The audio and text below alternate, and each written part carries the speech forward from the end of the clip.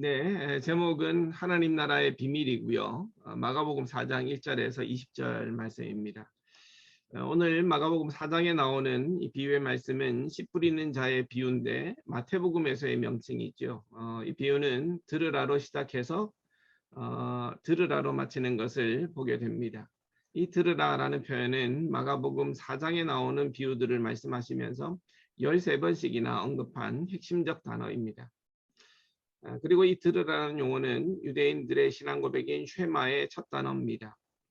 히브리어의 쉐마는 하나님을 사랑하여 하나님 말씀을 듣고 깊이 간직하고 행할 것을 명령하신 말씀인데, 예수님의 비유도 마찬가지로 이 쉐마와 같이 말씀을 잘 듣고 순종하여 열매를 맺을 것을 명령하고 있는 것입니다.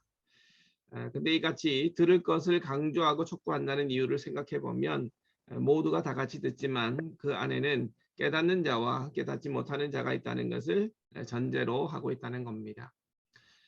본문의 대지로 첫 번째는 비유의 사용 목적에 대해서 말씀을 드리겠습니다. 비유라는 것은 특성상 남녀노소 어린아이까지 또 배우지 못한 자라 할지라도 모두가 알아들을 수 있도록 쉽게 말한다는 보편적인 특징이 있죠.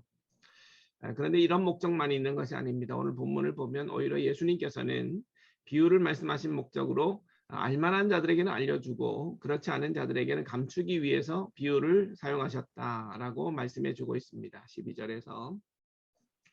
그러면 어떤 대상들에게 깨닫지 못하도록 감추어졌을까요?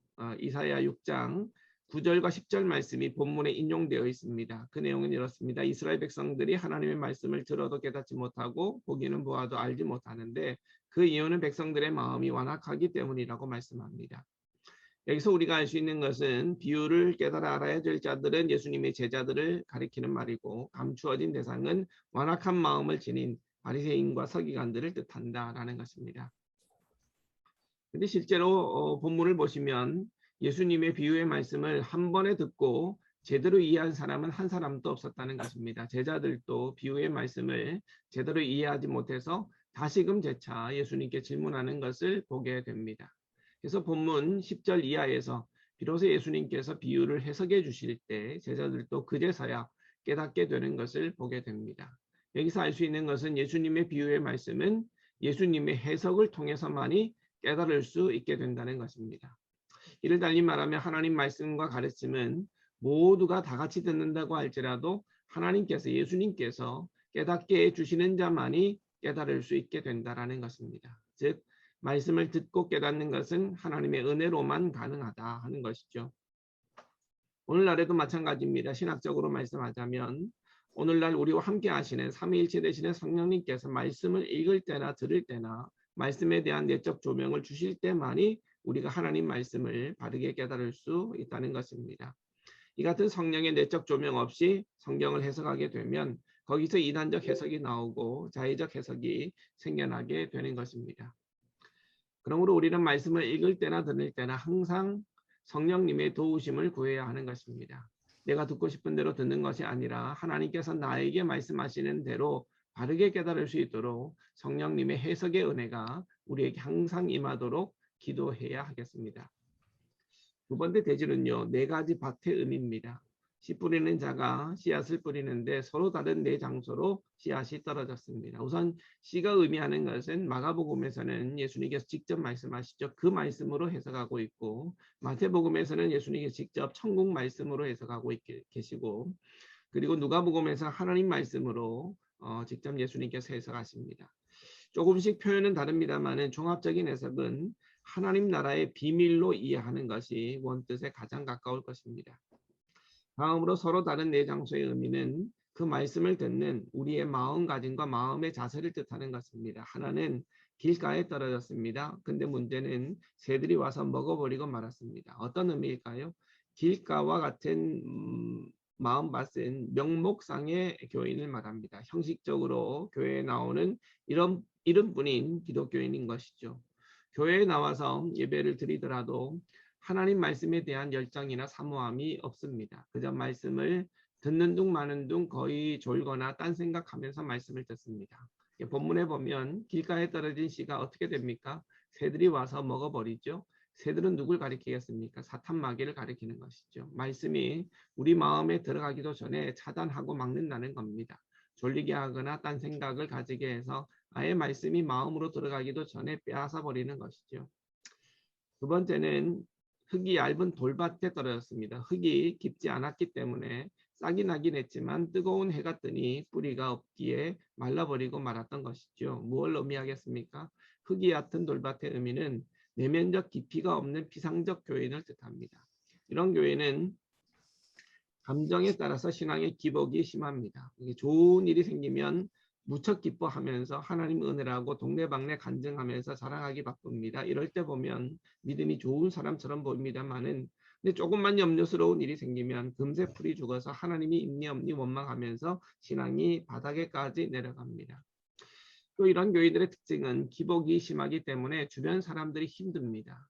구역 식구들끼리 오해 사는 일들도 생기게 되고 싸우는 일들도 발생하게 되고 그래서 쉽게 교회를 떠나는 방랑하는 교인들이 된다는 것이죠.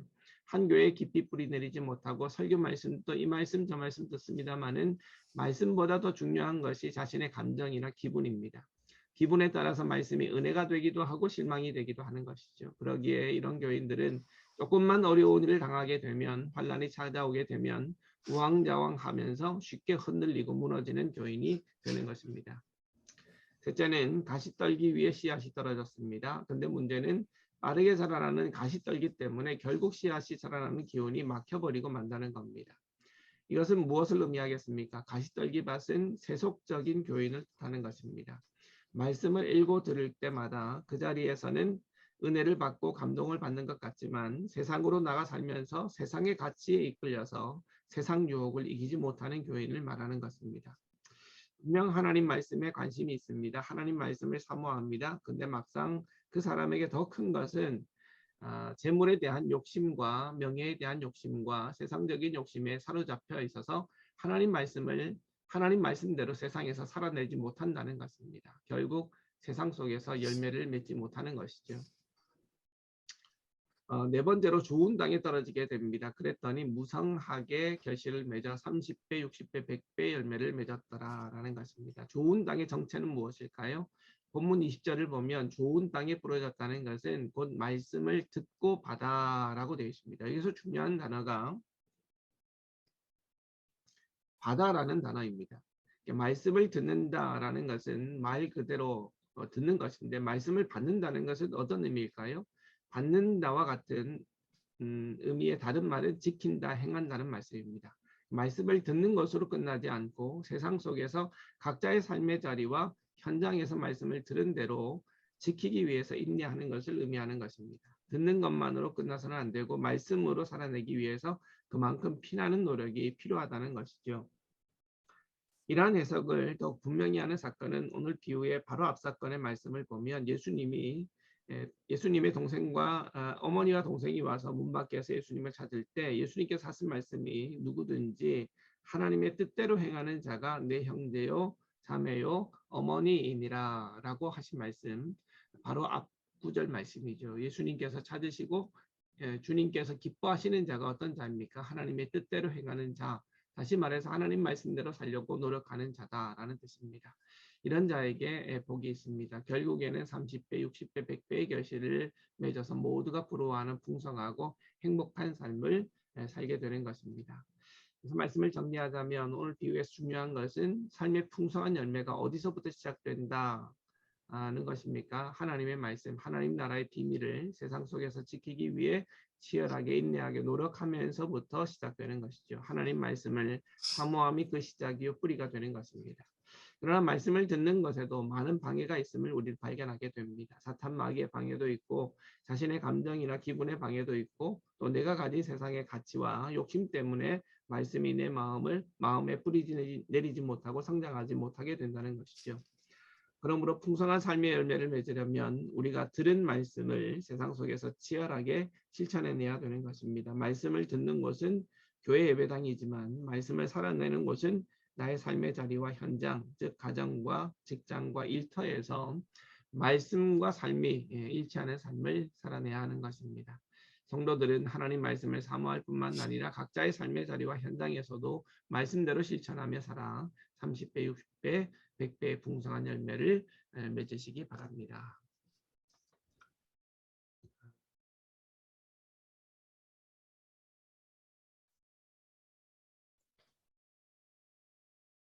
네, 됐습니다. 네.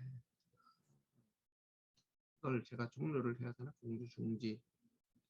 네, 됐네요. 네. 아, 네, 들어왔습니다. 들어오셨어요? 네, 반갑죠. 안녕하십니까. 네, 안녕하세요. 네. 박은정 목사님 지금 어디세요, 거기가? 어디 뭐, 네, 뒤에가 무슨 멋있죠? 배경이군요. 되게 멋있죠? 네, 어디예요? 네, 깔았습니다. 배경을. 깔았어요. 네, 그래서 네. 댁은 아니신 것 같은데 아주 이쁜 곳으로 잘 깔았어요. 최성훈 목사님도 들어오셨네요. 예. 네, 안녕하세요. 네네. 네, 좋습니다.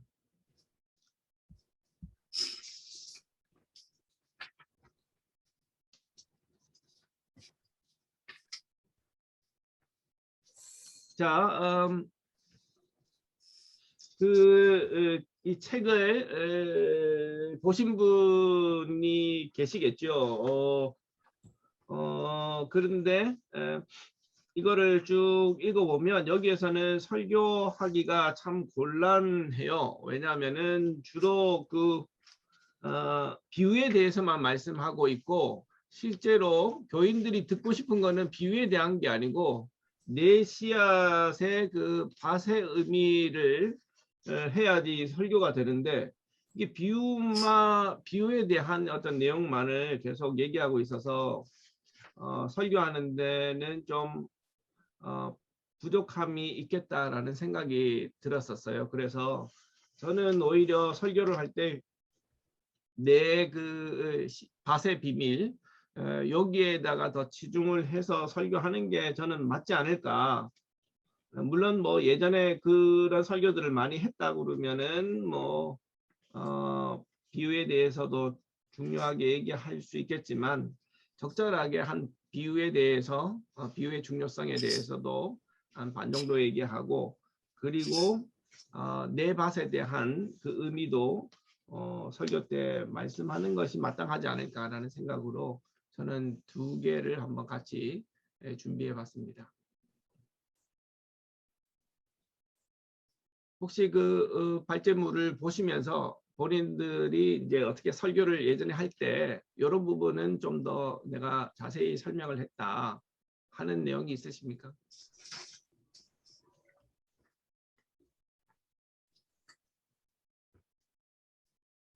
정근영 목사님이 켜져 있길래 네 마이크가 켜져 있습니다. 네. 예, 저는 이제 이거 비유인데 실제 이제 설교를 할 때 예수님처럼 이제 비유를 하기는 좀 어려운 것 같고요. 저는 이제 예화로 이제 생각을 했습니다.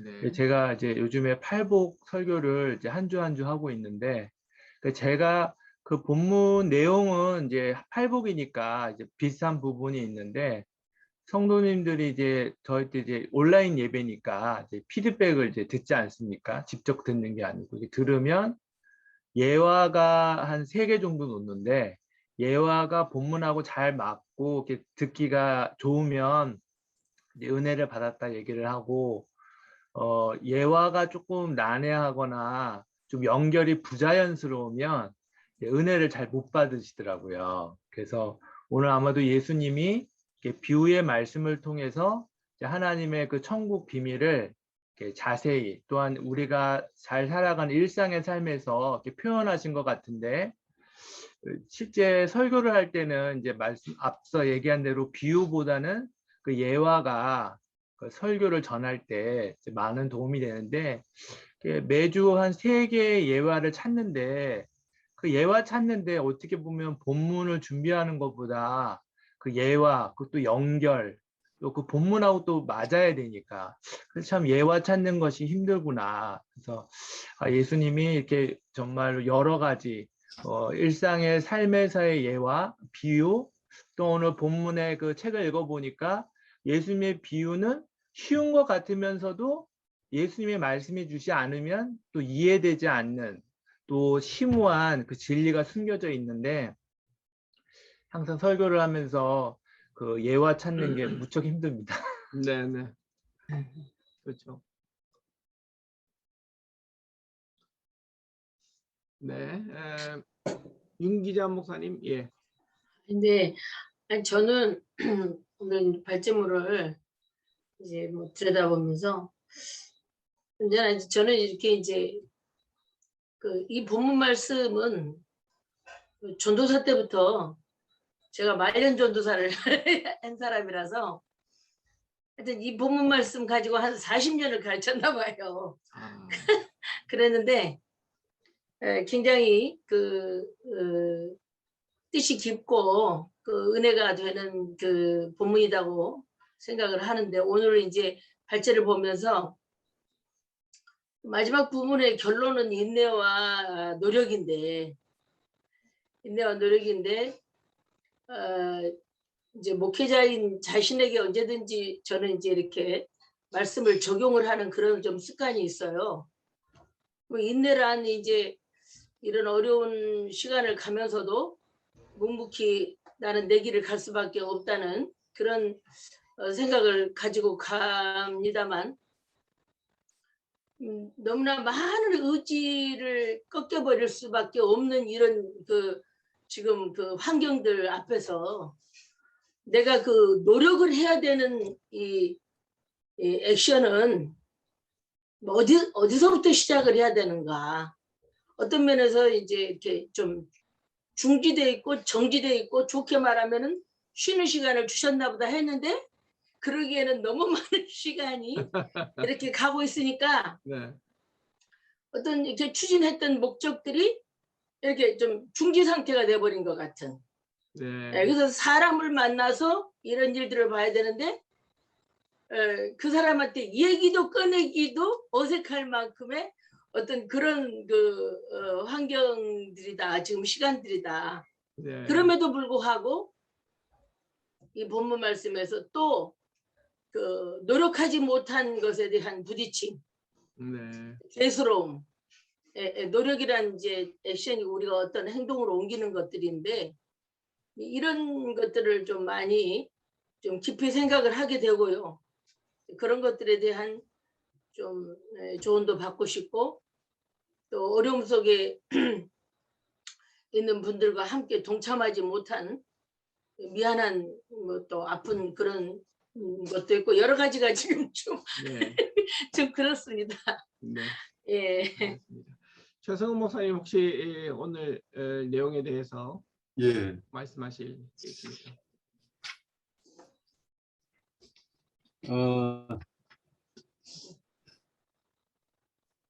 이게 저는 쉽지 않은 비유예요. 이게 쉽지 않은 비유예요. 아주 옛날 교육 전도사 때는 겁 없이 설교했던 부분인데 지금은 굉장히 고민을 많이 하게 되는 본문입니다. 오늘 이 말씀의 그 요지는 밭과 씨의 상관관계, 밭과 씨의 상관관계인데 이제 어떤 밭이냐, 네 가지 밭이 나오잖아요. 근데 뭐 결론은 이제 뻔한 겁니다. 옥토에 떨어지면 30배, 60배, 100배 결실을 맺는다. 그런데 그 유대인들이 농사하는 장면을 보면 씨를 이렇게 흩어 뿌리거든요. 씨를 흩어 뿌리는데 이 밭이 우리가 생각하는 것처럼 구획이 딱딱 정리가 돼서 어떤 것은 가시덤불이 있는 밭, 어떤 곳은 자갈이 있는 밭, 돌짝이 있는 밭 이런 게 아니라 이게 혼재되어 있단 말이죠. 혼재되어 있어요. 그러니까 길이 난 부분도 있고 돌자갈들이 있는 부분도 있고 또 흙이 아주 매끄러운 부분도 있고 그래서 이 씨가 이제 어디 떨어지느냐에 따라서 결과가 달라질 수 있는데 좋은 땅에 떨어지면 결실을 많이 할 수밖에 없는 것은 당연하죠. 당연한데 우리가 이걸 적용할 때 이제 자기가 어떤 밭이냐 자기 자신을 돌아보는 그런 이제 비유로 삼지 않습니까?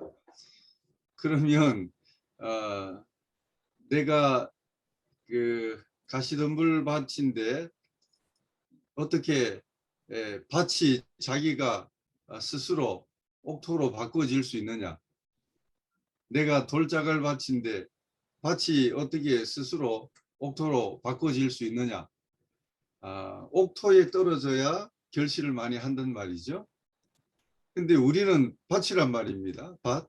그러면 옥토를 다 희망을 해요. 옥토를 다 희망하는데 어떤 사람은 가시덤불이고 어떤 사람은 길가고 어떤 사람은 돌자갈이란 말이죠. 그죠? 그 자기 인식을 하기에는 굉장히 좋은 말씀이에요. 내가 교회를 다니지만 말씀의 은혜를 받지만 세상 속에서 또 말씀을 다 까먹고 사는구나. 그래서 내 믿음이 자라지 않는구나. 결실이 없구나. 이런 자기 거울로는 굉장히 좋은데 그렇다면 옥토로 바꿔지는 것은 어떻게 할 수 있느냐? 굉장히 고민이 되지 않을 수가 없습니다. 처음부터 나는 옥토였으면 좋겠어요. 그죠? 처음부터 나는 옥토로 나왔으면 좋겠는데 왜 돌자갈들이 그렇게 많고 길가처럼 그렇게 딱딱하고 말씀이 들어오지 않고 왜 그러냐? 이런 고민을 굉장히 많이 하게 됩니다. 다른 분들은 어떠신지 모르겠어요. 예. 네, 네, 좋습니다. 김갑준 목사님 또 말씀 한번 하시죠. 예. 여기서 발제한 내용에도 나와 있지만 밭이란 것은 이 내장소는 마음가짐과 마음의 자세다 이렇게 가르치고 있다고 했는데 참 이 부분이 굉장히 방금 최 목사님 말씀하셨듯이 계속 우리 성도들에게 한 20년간 계속 말씀을 참 전하였지만 그에 대한 그 열매가 이번 코로나 사태로 인해서 나타나더라고요. 예배에 대해서도 그냥 헌신처럼 예배를 드리고 그냥 또 떠난 사람이 있는 반면에 참 그랬을 때 저 자신도 굉장히 참 고민이 돼요. 이런 문제를 놓고 봤을 때 그러면 그동안에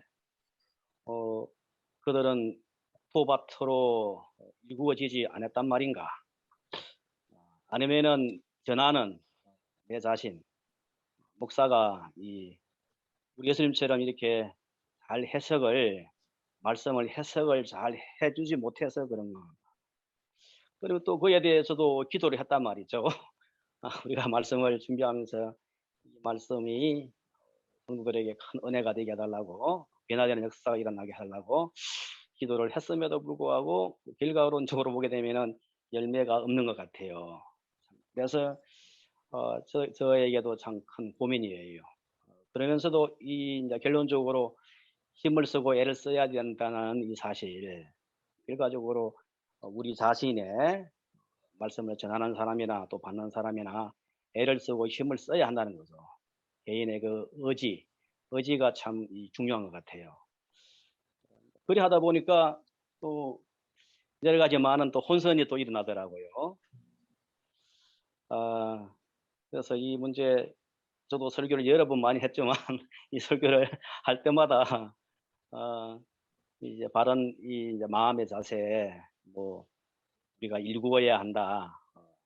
그런 세상에 그러한 어떤 찾아오는 유혹이 있다 하더라도 그런 것들을 우리가 이기고 말씀으로 이기고 나가게 되면 열매가 맺어진다. 이런 식으로 이제 결론을 맺게 되는데 참 저도 설교하면 할수록 좀 그 난해한 그러한 목사님들처럼 그런 것 같아요. 그래서 이번에는 어떻게 지금 설교를 해야 할까 많은 지금 고민을 하고 있는 가운데 있어요. 지금 일단 성도들이 이런 코로나 이 사태를 맞이해가지고 그 신앙이 드러나다 보니까 오히려 이 코로나 사태를 통해 가지고 더 적극적인 사람보다는 더 오히려 피하는 사람, 정부에서 발표하는 그러한 이 방역 수칙에 대해서 그냥 따라가지 그냥 예배 안 드리고 온라인으로만 그냥 예배 드리고 그러지 굳이 교회 갈 필요가 있느냐 하는 이렇게 또 생각을 하고 교회 그래도 인원이 있으니까 나와라 하게 되면 그에 대해서 부담감을 가지는 부담스럽다. 부담스럽다 이렇게 이야기를 하니까 이것을 어떻게 해야 되는가. 그래서 이제 저는 한 처방으로서 앞으로 코로나 이 사태가 계속된다면 그러면 어떻게 신앙생활을 할 것이냐 이런 질문도 했어요. 그러면 신앙생활 안 할 거냐, 교회도 이제 안 나올 거냐, 이 코로나 상황 이것을 핑계 삼아서 안 할 거냐. 그래서 코로나가 문제가 아니라 너의 믿음에 문제가 있는 것 같다. 이렇게까지 이제 이야기를 한 상태예요. 그래서, 말씀을 통하여서 일단 열매가 맺어져야 되는데 그리 하기 위해서는 옥토밭에 뿌려져야 되는데 이것을 어떻게 할 것인가에 대한 것이 참 큰 고민입니다. 네, 윤석근 목사님 또 네, 한 네. 말씀 하시죠. 예. 네. 저는 오늘 본문 뭐 다들 마찬가지로 저도 많은 이 말씀을 접하기를 했는데 하나님 나라의 비밀을 말씀하고 있잖아요. 그래서 목사님 얼굴이 잘 안 보여요. 네네. 얼굴이 반만 보여. 네, 네. 저 하나님 나라의 비밀이라고 그랬는데 하여튼 우리가 하나님의 말씀을 듣기도 하고 읽기도 하고 공부하기도 하잖아요. 그런데 그 말씀이 내 마음속에 탁 박히는 말씀은 그렇게 쉽지 않아요. 그런데 한 말씀이라도 내 마음에 박히면 그 말씀이 나를 변화시키거든요. 그리고 내 마음에 천국이 이루어지고 이런 것을 보면 내가 일생 동안 살면서 얼마나 좋은 밭으로 이렇게 만들어서 한 말씀이라도 꽂혀지느냐 내 마음에 정말 드물거든요. 그런데 그 말씀을 붙잡고 내가 그거 말씀을 내 말씀으로 그렇게 할 때는 그 말씀 때문에 역사가 일어나는 게 사실이거든요.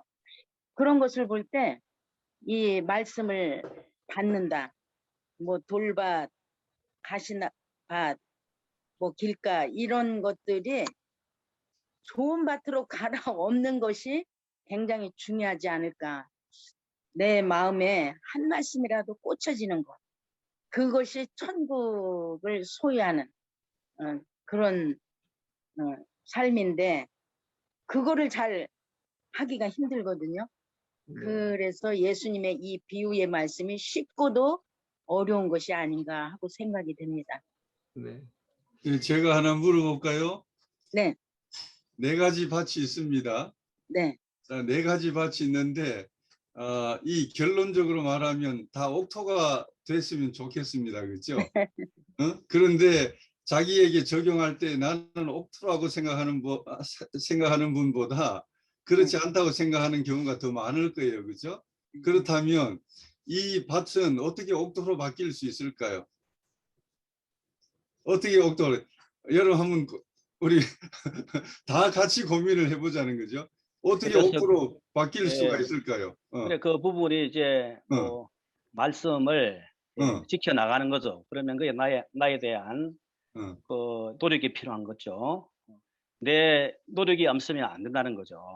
자, 내가 사랑하지 못하면 밭이 스스로 옥토로 바뀔 수가 있나요? 밭이? 그 이제 말씀을 통해 가지고 그 예수님께서 하신 그 말씀 본문에서 같이 그 말씀을 그 지켜 나가는 것이 바로 일구는 거죠.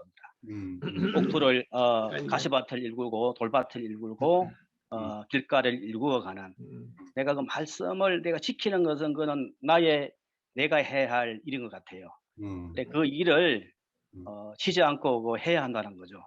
제일 먼저는 그와 같이 할 수 있는 거는 마음의 자세, 마음가짐이 제일 우선적으로 필요하다는 거죠.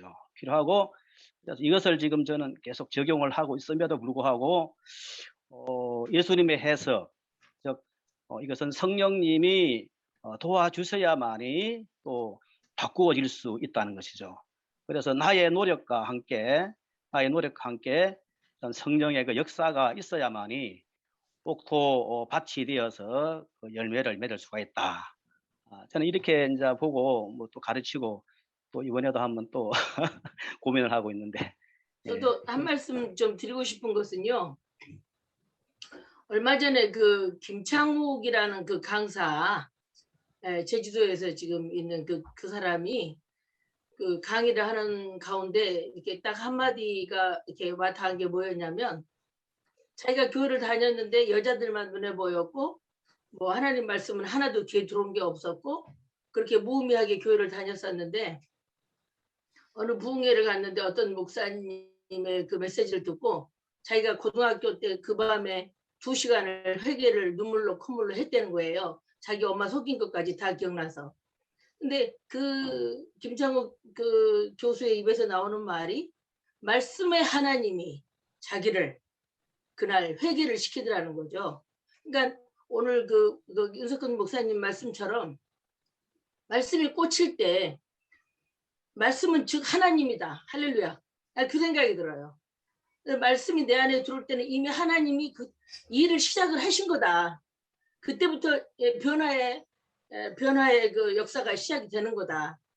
그래서 이제 우리 최 목사님 말씀 가운데 저는 기억나는 게, 처음부터 옥토는 없다. 길가에서 뭐 돌짝으로 가시밭으로 진행이 돼서 옥토로 변화되는 게 아닌가. 우리 목회자들은 옥토라고 봤을 때 과연 얼마만한 열매를 위해서 우리는 부딪히는가. 거기까지 점차적으로 말씀에 정말 하나님이 이렇게 목회자에게도 일할 수 있는 의욕도 주시고 환경도 주시고 길도 주시고 그래야만 뭐가 된다고 저는 그렇게 보고 있거든요. 이제 우리가 김갑진 목사님이 말씀하신 것처럼 우리가 거기에 대해서 이제 받아들이는 것은 행동으로 옮기는 노력이죠. 말하자면 노력이죠. 네. 지금 이 시대는 이제 그 노력조차도 의지를 꺾어질 수밖에 없는 그런 때를 살고 있기 때문에 정말로 피나는 노력이 이제 필요한 때가 되지 않았는가. 네. 그런 생각이 들어지더라고요. 최성훈 목사님께서 이제 지금 문제 제기를 하신 것은 밭 스스로가 지금 옥토가 될 가능성이 없지 않겠느냐라는 말씀을 하신 것 같은데요. 일단은 예수님께서 그 비유를 말씀하셨을 때 그냥 말씀하지는 않으셨겠죠. 그냥 말씀하지는 않으셨고 분명히 비유를 목적을 먼저 말씀하시잖아요. 들을 게 있는 자는 듣고 들을 수 없는 자는 없고, 또 어떻게 보면은 들을 수 없는 자에게는 막혀 있다고까지 얘기를 하잖아요. 근데 그 대상이 사실은 바리새인과 서기관들, 꽉 막혀 외식하는 자들이잖아요. 그러니까 그 외식하는 자들은 이것들은 안 된다는 거죠. 말씀이 가도 천국 복음이 가도 이것들은 안 되는 놈들이다. 이것들은 안 되고 아무리 들려줘도 아무리 쉽게 설명해도 귀 없는 자들은 못 듣는 거다. 마음이 강박한 자들은 못 듣는 거다. 그런 사람들이 있는데 그런 사람들 대부분이 첫째 길가나 또 돌밭이나 가시떨기에 떨어진 사람들이 아니겠는가. 그러나 또 보면은 앞으로 이제 하나님 말씀을 들을 사람들, 또 하나님 나라의 비유를 예수님께서 전하시는 말씀이나 아니면 또 제자들이 전하는 말씀을 들을 사람들은 이 세 가지 길가나 돌밭이나 가시떨기가 되어서는 안 되고 너희는 옥토가 되어야 한다라는 것은 가능하다는 거죠. 그러니까 예수님께서 불가능한 거를 지금 얘기하고 제시하고 있다기보다는, 그러니까 불가능한 거는 이미 강팍한 마음을 가지고 있는 바리새인과 서기관들에게 너희는 안 될 거다 이렇게 어떻게 보면 비판하고 비난하는 거고, 그렇지만 제자들처럼 또는 제자가 선포하는 이 말씀에 듣는 이제 성도들은 이 세 가지 밭이 있으니까 이 세 가지 밭이 되지 않도록 너희들이 거기에서 벗어나야 되고 너희가 옥토가 돼야 된다 하는 되어짐에 대한 내용을 지금 예수님께서 하신 말씀이 아닐까? 그러니까 완전히 불가능한 어떤 비유의 말씀이라기보다는 너희가 가능하면 옥토가 되라. 옥토밭이 돼야지 천국 복음이, 또 하나님 나라의 복음이 또 뿌리 내려지고 또 그 비밀을 알게 되고 하나님 나라를 이제 증거하게 될 것이다라는 다음 비유까지 연결해서 지금 첫 도입부로 얘기하고 있는 게 아닐까라는 거죠. 제가 이제 고민하는 부분 좀 더 명확해지는데요. 그게 뭐냐 하면 그 바리새인들은 자기 율법의 의로 스스로 구원받는다고 생각하는 사람들 아닙니까? 우리 목사들이 설교할 때 제가 잘 들어보면 이런 경우들이 굉장히 많아요. 우리 속에 있는 이 가시덤불을 제거합시다. 우리 속에 있는 돌 자갈들을 제거합시다. 그래서 우리가 옥토가 됩시다. 이렇게 설교를 해요. 제가 볼 때 이 비유를 설교하는데 바리새적으로 설교한단 말이에요. 바친 자기가 가시덤불을 자기가 제거할 수 있나요? 자기가 돌 자갈들을 제거할 수 있고 자기가 할 수 있나요? 밭을 옥토로 만드는 것은 농부가 한다는 말이죠. 농부가. 씨 뿌리는 자가 농부 아닙니까? 씨를 가지고 있는 분도 농부고 밭 소유주도 농부고 밭을 기경해서 옥토로 만드는 분도 농부고. 그러니까 우리가 이 옥토는 이제 하나님 나라 비유니까 하나님 나라의 삶을 비유하고 있는 건데, 이 우리가 하나님의 나라를 소유하고 하나님의 나라 백성으로 하나님의 나라를 누리며 살아갈 수 있는 이 모든 권한은 밭인 우리에게 있는 게 아니라 철저하게 하나님께 있는 거죠. 하나님께.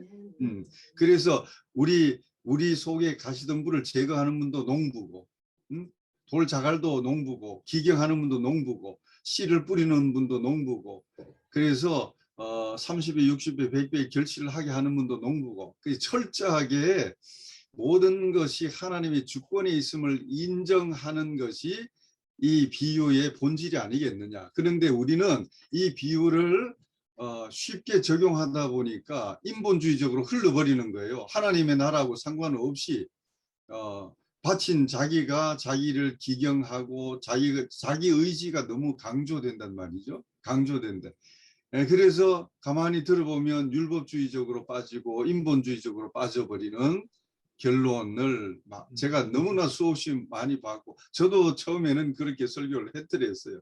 근데 하면 할수록 이게 아닌데 이게 아닌데 그런 이제 고민과 갈등을 많이 하다가 이제는 이 본문으로 설교할 때 인간의 의지와 노력, 도덕적인 그런 가치, 그런 것들을 다 싹 빼버리고 온전히 주권자이신 하나님께 내 자신을 맡겨서 하나님께서 나를 기경해 주시도록, 하나님께서 돌 자갈들을 제거해 주시도록, 하나님께서 나를 옥토로 만드시고 나를 통해서 영광 받으시도록, 이제 그렇게 기도하고 결론이 가게 됩니다. 네, 그러니까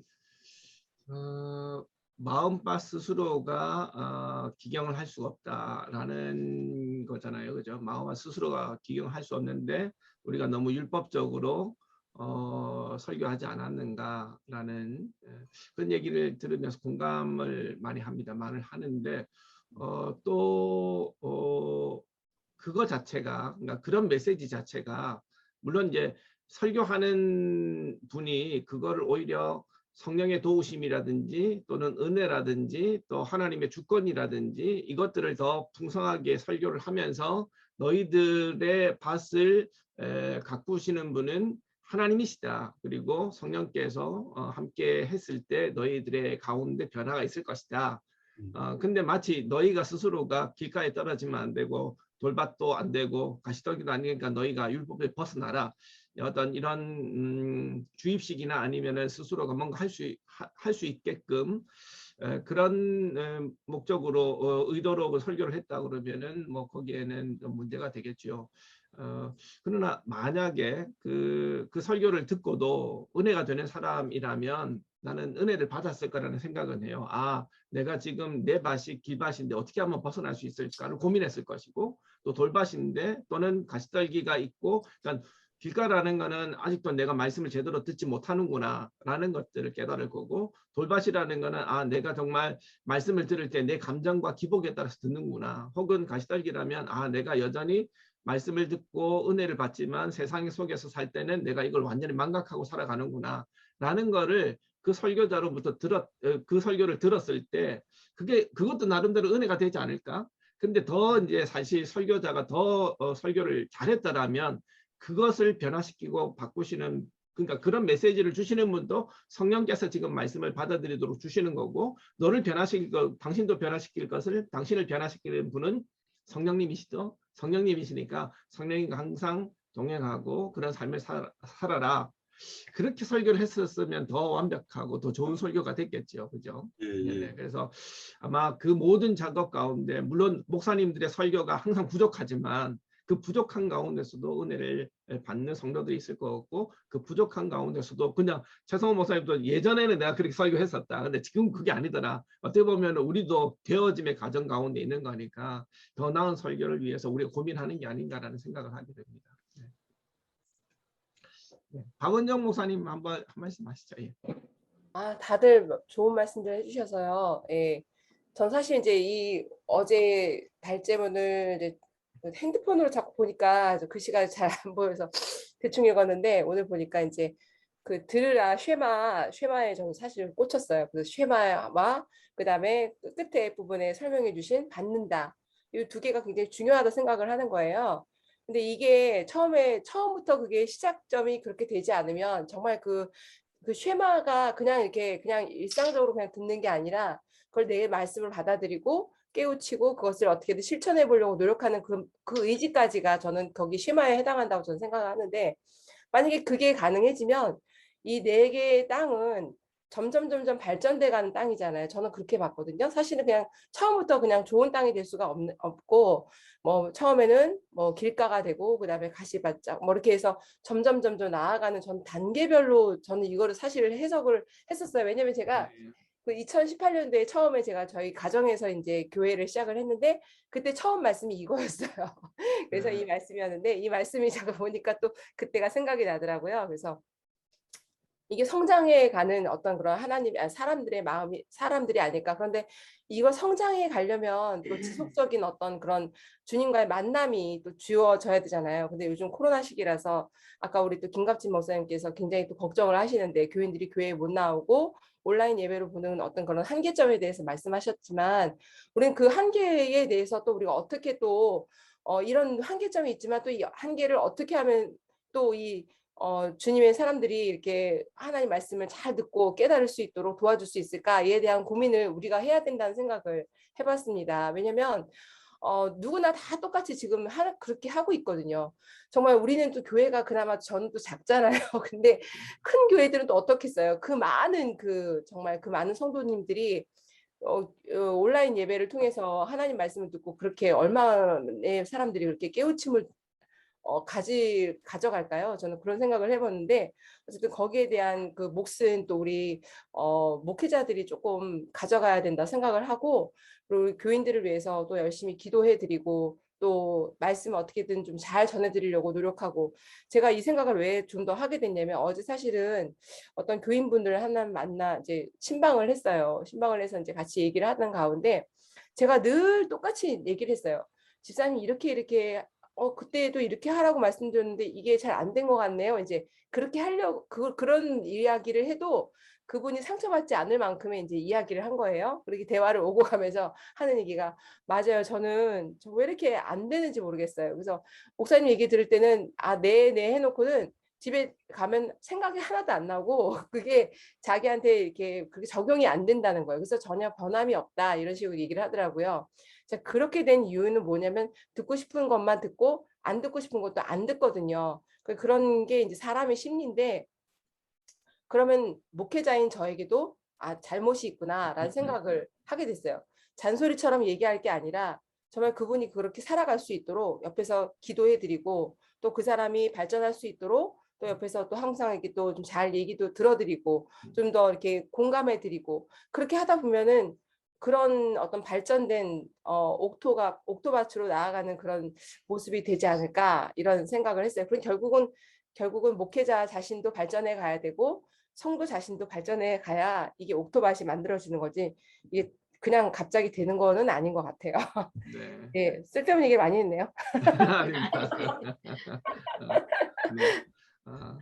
저도 이제 목회자니까 목사니까 저도 독일에서 유학하고 독일에서 4년간 목회를 했거든요. 목회 4년 하고 한국에 와서 이제 거의 1년 동안을 이제 그 강의만 예, 신학교 강의만 나가고 설교를 안 하고 있었을 때였어요. 1년 동안은 설교를 안 하고 있었는데 설교를 안 하니까 너무 힘들더라고요. 맨 처음에는 좋았는데 설교를 안 하고 있으니까 너무 힘들어져서 우리 사람한테 너무 설교하고 싶다 그렇게 얘기했는데 이제 다른 주일날 다른 교회 가가지고 설교를 하잖아요.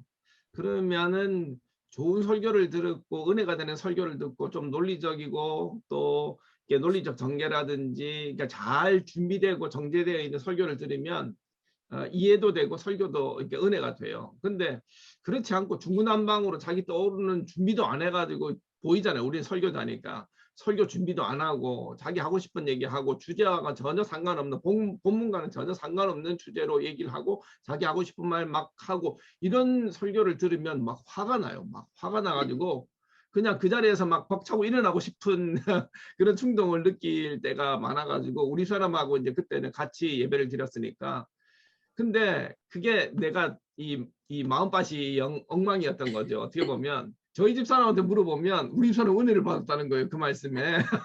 그래서 난 도대체 당신이 이해가 안 간다. 저게 전혀 문맥도 없고 저 지금 진행하는 게 전혀 논리적이고 비논리적인데 어떻게 저 말씀에 은혜를 받냐 했더니 우리 집 사람은 그냥 모든 걸 다 내려놓고 말씀을 받고 은혜를 받더라고요. 그래서 야 그러면 은혜 받는 당신은 뭐고 나는 뭐냐 이렇게 되면서 막 이렇게 설교자로서 그 설교를 듣는 그런 마음밭도 좀 문제가 있구나 나도 이런 생각을 좀 했었거든요.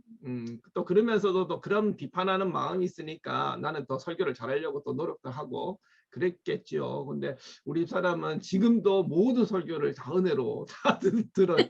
그래서 참 훌륭하다 하는 생각을 합니다. 제마.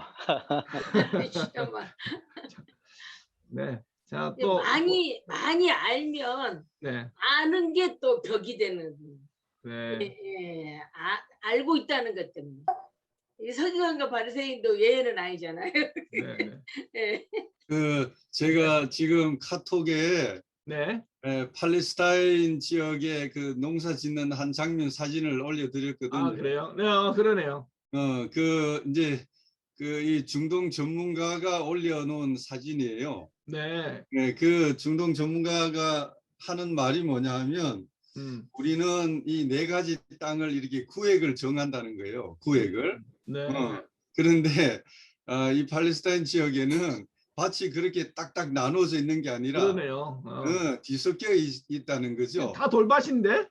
다 돌밭이에요. 다 돌밭인데 그죠? 돌밭이고 거기 가시던 물도 있고 다 섞여 있다. 그러니까 우리가 이제 목회자들이 이걸 딱 구획을 정해서 당신은 어느 밭이냐, 돌자갈이냐 이렇게 한계를 두고 제한을 두는 것 자체가 문제가 있다. 왜냐하면 우리 속에는 가시던 물도 있고 돌자갈도 있고 길가도 있고 옥토 같은 부분도 있고 그게 다 있는 거죠. 다 있는 거죠. 그죠? 그러니까 우리는 이렇게 다양한 문제들이 혼재되어 있는 밭과 같은데 하나님께서 이런 우리를 사랑하셔서 하나님 나라의 씨앗을 심어 주시고 하나님 나라를 보게 하시고 그래서 그 하나님 나라 백성으로 살아가게 하신 이것이 은혜가 아니냐. 네. 은혜가 아닙니다. 예수님께서 비유로 말씀하셨을 때는 비유라는 자체가 굉장히 복합적 의미를 다 담을 수 있잖아요. 그러니까 보는 사람에 따라서 또 비유는 해석을 하는 건데 우리가 비유를 쉽게 보면 너무 쉽게 볼 수 있는 건데 깊이 보면 또 엄청나게 깊이 볼 수 있고, 근데 또 보면 이단들이 특히 신천지 같은 경우에는 모든 걸 비유로 해석하잖아요. 모든 말씀을 비유로, 그러니까 비유를 강조하고 비유로 이걸 풀어야 된다 하면 다 신천지예요, 사실은. 그러니까 우리가 굉장히 또 조심해야 되는 부분들도 실제로 있는 것 같아요. 그래서 우리는 물론 바른 신학을 배웠고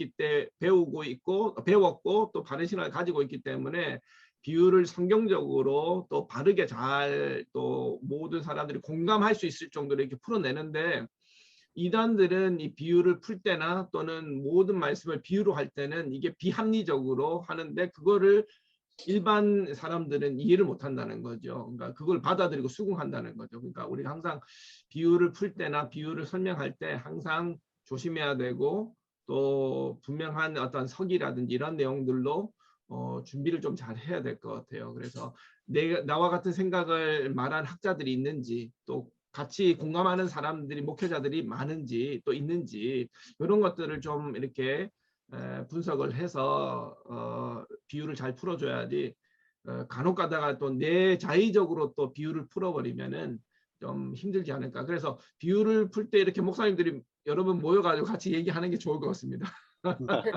그죠? 줌하고 이렇게 모여가지고 푸는 게 또 건강하게 잘 푸는 것 같아요.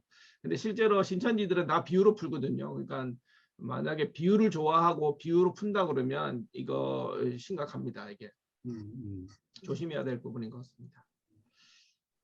자, 좋은 얘기들을 많이 나눴습니다. 자, 이 정도로 그러면 정리할까요? 네.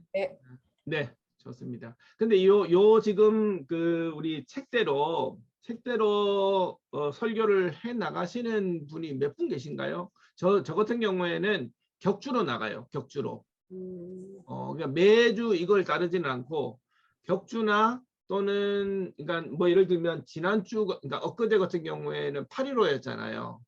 8.15 광복주일인데 이거대로 나가기가 좀, 그래서 절기가 있다든지 또 이럴 경우에는 제가 절기를 따르고, 또는 교회의 어떤 그 필요에 따라서 설교가 또 되어져야 되는 부분들도 있잖아요. 예를 들면 여름 성경학교 앞두고 있다든지 또 행사를 앞두고 있다든지, 이럴 때는 여기를 벗어나서 이제 제가 준비한 설교들을 하는데, 될 수 있으면은 이거를 격주나 아니면 한 달에 4번 중에 한 3번 정도는 여기를 따라서 가거든요. 근데 보통 이걸 따라가는 사람들은 윤석근 목사님 이거 따라가고, 또 아까 정근현 목사님은 이걸 따라가지만 첫 부분만 따라갔고, 그죠? 팔복 지금 나가고 있고. 예, 다 예. 따라가는 거잖아. 그러니까 팔복 하고 있고요. 이제 또 책이 하나님 나라 비유로 바뀌었으니까 네. 또 마무리 짓고 또 하나님 그거 나라 나서 비유 열 몇 가지 중에서 이제 또 몇 그러니까 가지를 좀 요거 대로 섞어서. 순서대로 가는 건 아니죠. 아니지만 많이 참고하고 아니지만 참사가, 예, 많이 참고하고 있습니다. 네네네. 그리고 이걸 따르는 사람들이 있습니까? 저요. 예, 강은정 목사 이걸 네. 따르는. 네네네. 저도 저기 뭐 절기가 있으면 절기대로 하고요. 네네네. 절기가 나 무슨 특별한 일이 없으면 그냥 웬만하면 따라가요. 예. 그래서 제가 오늘 이게 흐름을 보니까 네네. 이게 이제 그 전전주의 그 좁은 길, 그렇죠. 그다음에 또 그 전에 그 지난주가 뭐였더라 갑자기 이번 주 설교가 생각이 안 나. 저기 네네. 거짓 선지자 네네. 를 따르지 말라는 그 말씀이 이렇게 같이 연결이 되는 것 같더라고요. 이게 네네. 이 말씀도 그렇죠. 결국은 우리가 좁은 길로 가는 거는 인내하고 참고 그래야지 열매를 맺는 건데, 여기 또 열매 얘기를 나오니까 이게 하나로 다 이렇게 연결이 된다라는 생각이 들더라고요. 네. 전 따라가고 있어요. 네네. 알겠습니다. 네, 감사합니다. 감사합니다. 수고하셨습니다. 수고하셨습니다. 감사합니다.